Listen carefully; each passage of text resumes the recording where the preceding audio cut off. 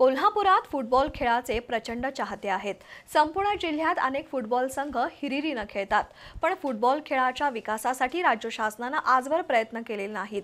यापूर्वी कोल्हापुरात निवासी फुटबॉल प्रशिक्षण केंद्र सुरू झालं आणि काही वर्षांनंतर ते बंद पडलं।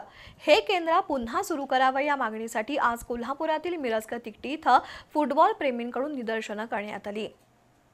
कोल्हापुरात फुटबॉल खेळाला डोक्यावर घेतलं जातं। कुस्ती पंढरी आणि फुटबॉल पंढरी अशी कोल्हापूरची देशभर ओळख निर्माण झाली आहे।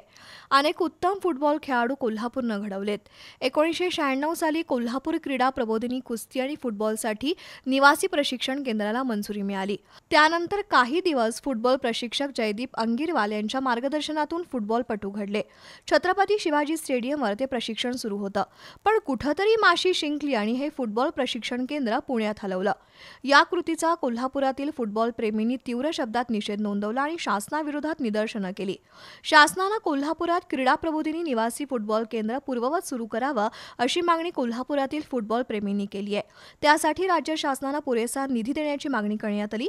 यावेळी विजय देवणे, अनिकेत घोटणे, अशोक पोवार, विजय साळोखे, बाबूराव चव्हाण, सुशांत चव्हाण, बाबा पार्टे, प्रथमेश हेरेकर, राजेंद्र कुरणे, स्वप्नील पार्टे, श्रीकांत माने उपस्थित होते।